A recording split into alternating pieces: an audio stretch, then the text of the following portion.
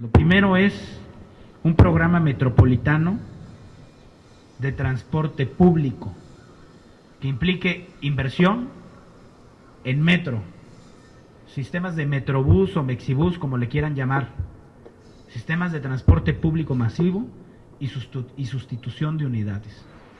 No un programa de tibio,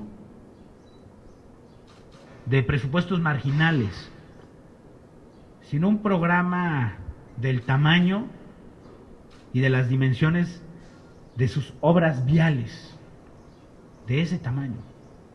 Programas de miles de millones de pesos para el transporte público en la ciudad que no tengan un horizonte de 1 año o 2 años para salir del problema y de la crisis ambiental.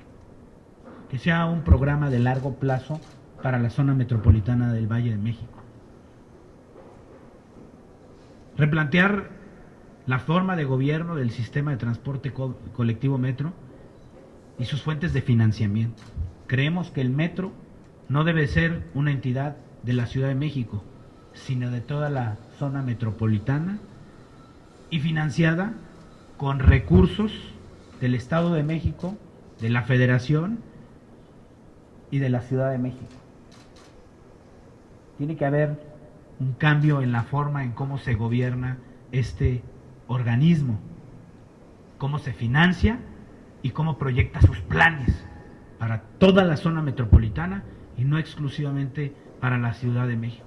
Si no, vamos a seguir viendo los mismos problemas de tibieza y de mezquindad. Recientemente cancelaron la extensión de la línea A del metro a Chalco. ¿Cómo es posible que en medio de una crisis ambiental el gobierno federal se le ocurra decir que no hay suficiente presupuesto para una obra fundamental como es la movilidad en el oriente de la zona metropolitana del Valle de México? Segundo tema importantísimo es iniciar el proceso de regulación y ordenamiento de las marchas y bloqueos que generen caos vial, que forman parte también de las medidas de contingencia y de procuración de la calidad del aire. Por supuesto, respetando el derecho de manifestación, el derecho a la libertad de expresión, pero también respetando el derecho de tránsito y la libertad de tránsito de terceros. Tercer punto es la sustitución inmediata de los vehículos oficiales y de transporte público que no cumplen con los requisitos de emisión. Sustituir vehículos recolectores de basura que tienen más de 30 años, sustituir las carcachas, las fuentes de contaminación que el propio gobierno protege, auspicia y mantiene. Cuarto punto, iniciar operativos y programas para agilizar la vialidad,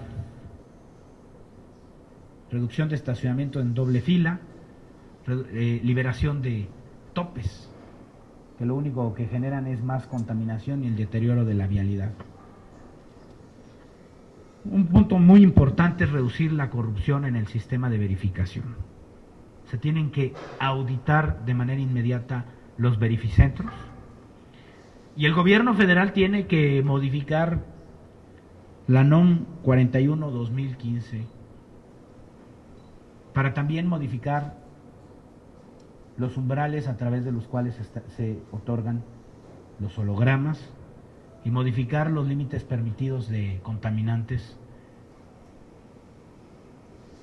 para el otorgamiento de los permisos de los hologramas de circulación.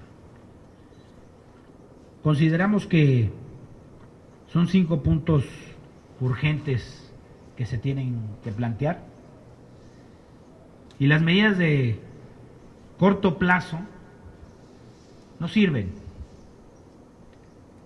Se necesitan medidas urgentes que sí planteen un compromiso de gobierno y de inversión de largo plazo. Esta crisis ambiental es producto de la negligencia de los gobiernos del Estado de México y de los gobiernos de la Ciudad de México.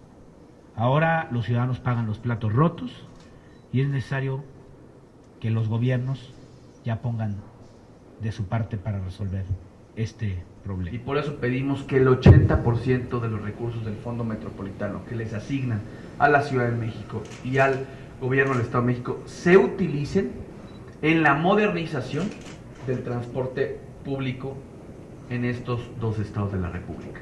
Porque, insisto, de nada va a servir estas medidas restrictivas si no se invierte en un transporte público seguro y eficiente. La gente estará comprando otro vehículo adicional, seguramente un vehículo seminuevo, porque ya no hay distinción entre los hologramas. Y esto va a provocar, insisto, un mayor crecimiento del parque vehicular y de igual manera no se van a detener la emisión de contaminantes.